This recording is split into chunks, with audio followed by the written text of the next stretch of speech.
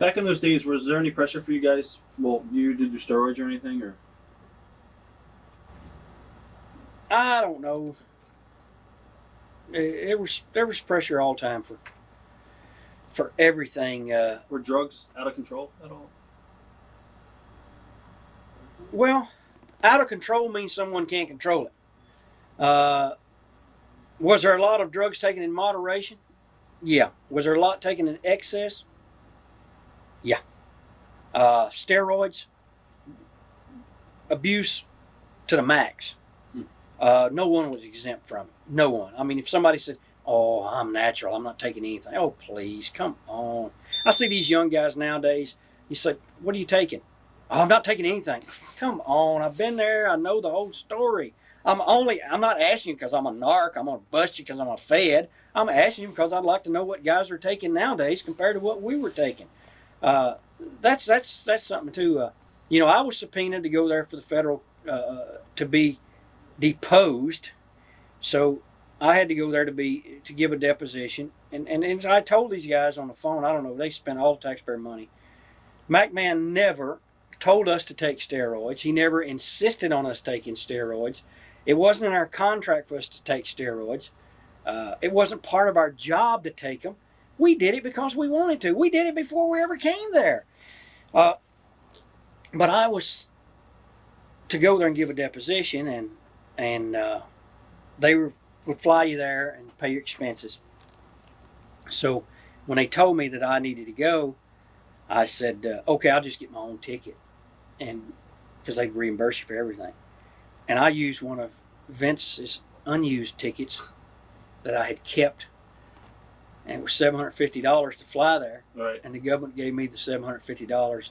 I used his ticket to fly there and be deposed in a case against him. That's great. That's great. But when it come time for the trial, I was moving.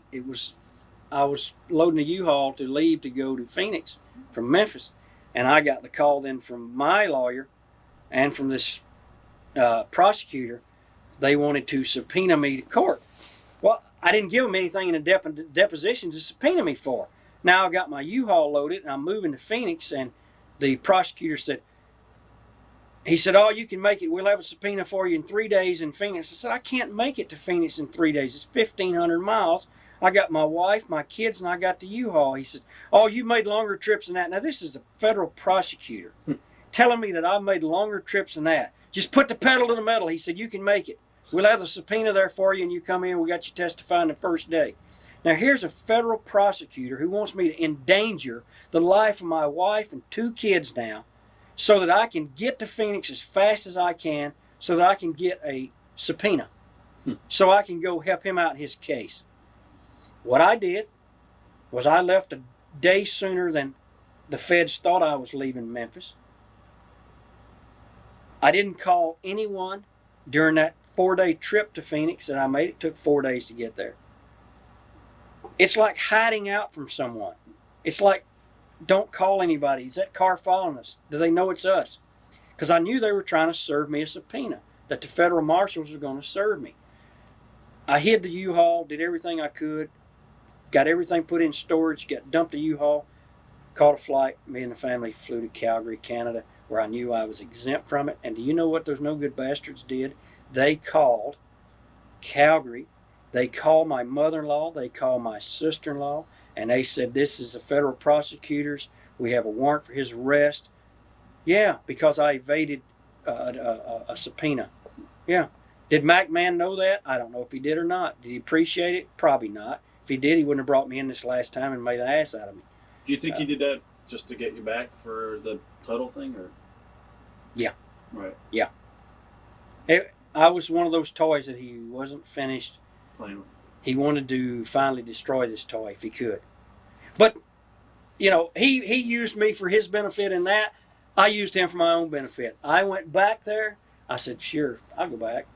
"What kind of contract?" "Well, there's no contract." I was the only guy in the locker room without a contract. Again, same as WCW, but I didn't care. I'd used that. I was only there for the Monday nights anyway, or the pay-per-views, and I used it just for publicity purposes to get me back on TV and get back to doing 120 shows a year that I do in the independent circuit. Right. Outlaws. Watch thousands of exclusive shoot interviews right now on TitleMatchNetwork.com.